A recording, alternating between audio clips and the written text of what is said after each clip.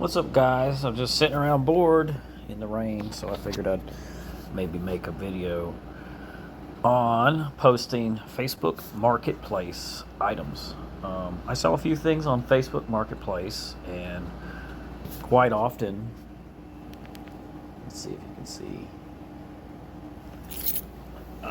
just sitting around enjoying the rain here at the lake.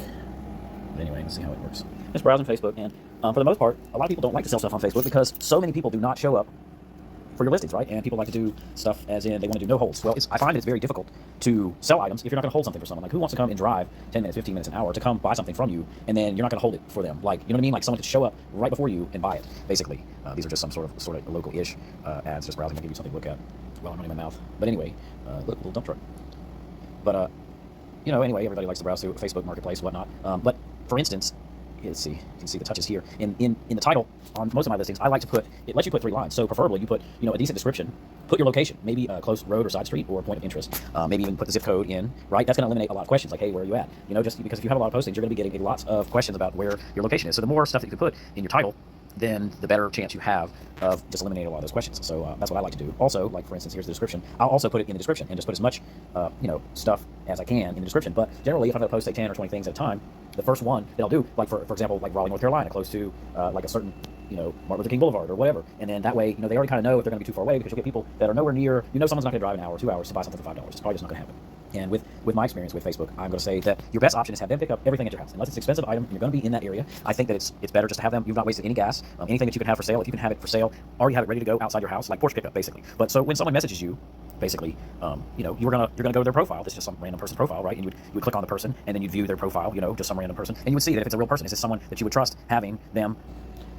So anyway, so that's the main thing, is you don't really want to sell to somebody that you can't trust. So you can have your normal payment options, electronic payment options, Venmo, Zelle, Facebook Pay. Of course, you want to try to let them know that it needs to be probably friends and family. That. And then generally on items that I sell that are electronic or mechanical, I will offer a money-back guarantee. And basically, if something's not right, then I'm going to make it right. Like, my goal is to maintain 5-star feedback, because good feedback is going to enable you to price your items higher, or at least marginally higher than other people in your area, because they have confidence, that they're not going to be getting sold junk or be stuck with something. So right now I think I have over 200 or 300 feedbacks, and I have a 4.9. There's going to be some people that they could be perfectly happy and they're going to leave you 3 or 4 stars, even though really, as long as nothing was bad, you really should be leaving 5 stars. So that will eliminate the title and posting as much in the description as possible. Basically, trying to eliminate all those questions. So in the description area, let's see if it'll show my stylus. I'm trying to do this on my phone. See, so in the description area, you would have like a paragraph of, porch pickup, like I'd like to put porch pickup available, in my area, wherever that area is. Everything's outside, ready to be picked up at any time during the daytime.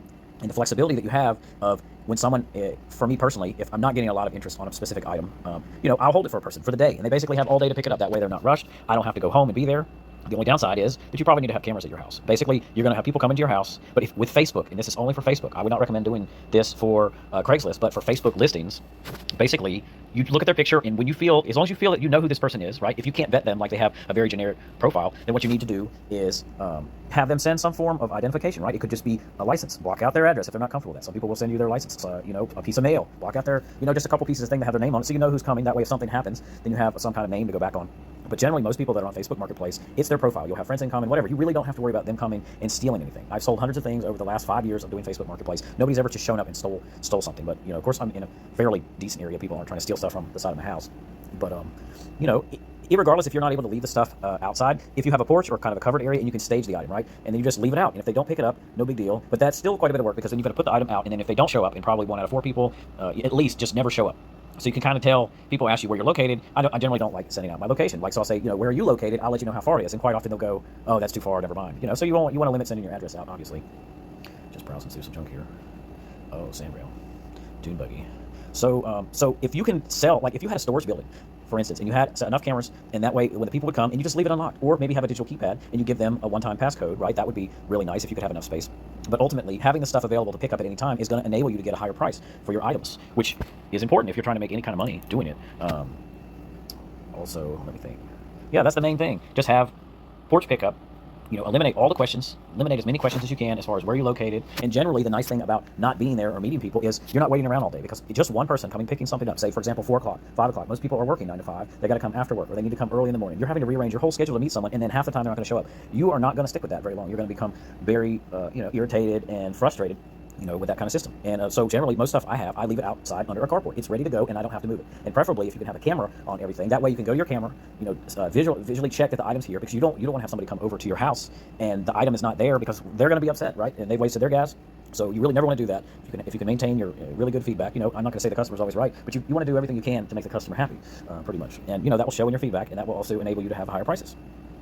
Certain items, most items, quite often, just the convenience of having pickup at any time, you will get almost like 80% of a new price. Like generally, if I've got something that's in brand new shape, you're going to be able to get probably 70 or 80% of a brand new, what you could purchase it now type price. Other than that, you're probably going to go for 50% of a new price, or obviously supply and demand.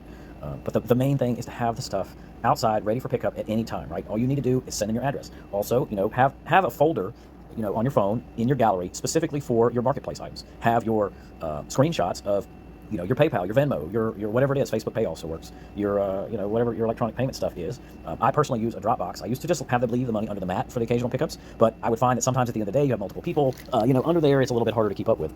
So my system, I have a camera on the outside of the door where it's dropped off and on the inside, so I can tell who dropped it, what time, and I can see where it lands inside. And of course, there's a basket inside, and everything is recorded, in multiple different ways. And then I have I have at least 32 cameras inside, mostly outside and some inside, but it's really not that expensive to buy cameras anymore. You can get a system for $300 to $1,000 depending on what kind of quality you're wanting to get.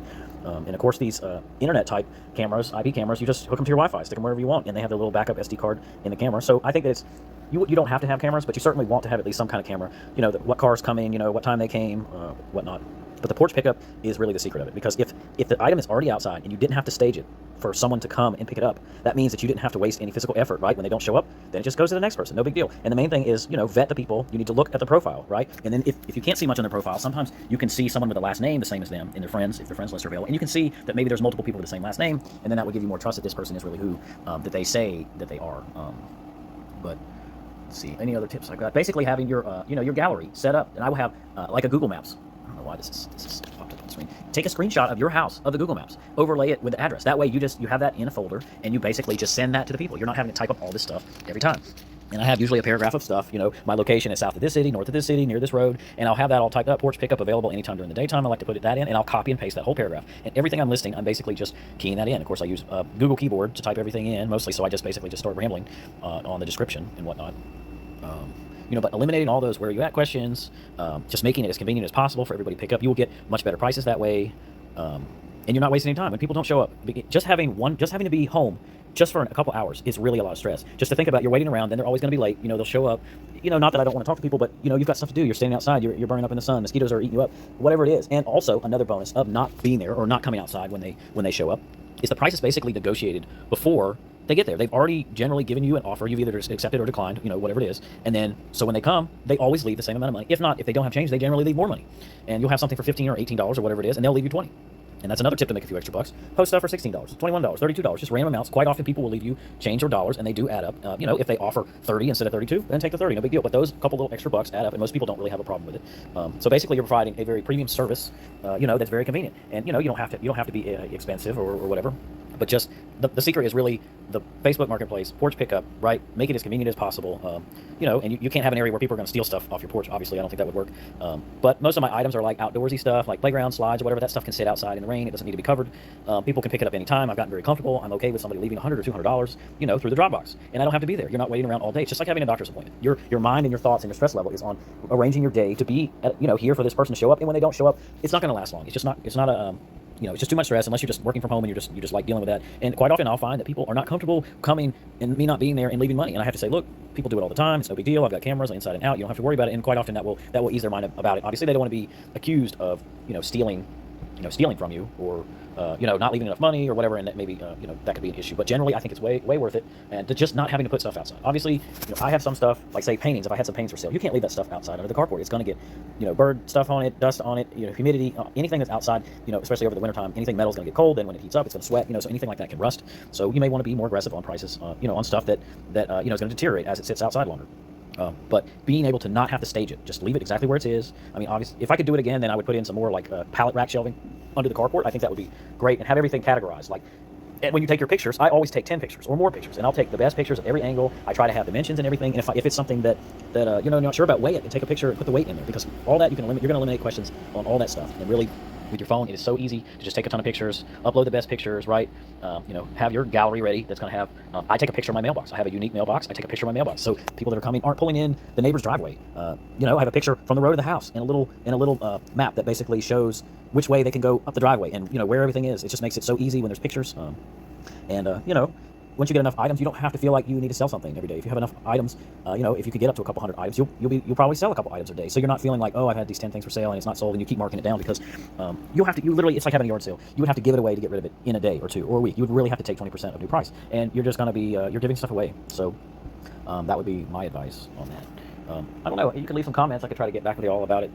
As far as you know, most of the stuff I have is mostly small stuff. But you're not going to sell a car, obviously, and do this. But like a little go-kart, right? Lawnmowers, you know, little stuff that people can just come and start up themselves. Pressure washers, right? I basically just say, I guarantee to work. If you have a problem with it today, I'll take it back. And for me, maybe someone would try to get over on me and bring something and like wreck it and then bring it back.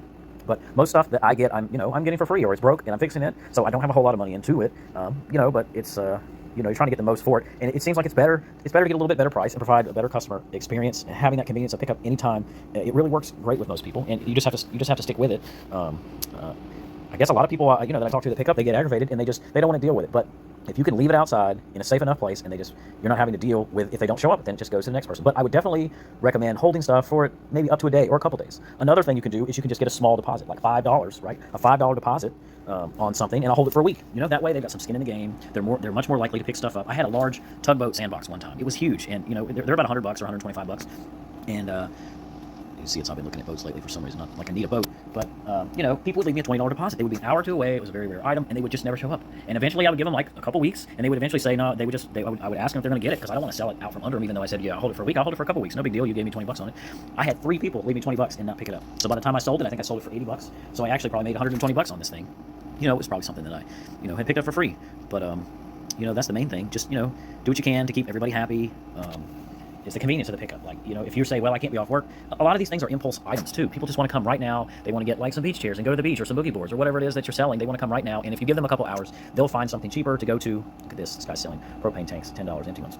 You know, they'll just find something else or find something closer, right? And you missed your sale. So the flexibility of pick up any time, and then you can't sweat over the money.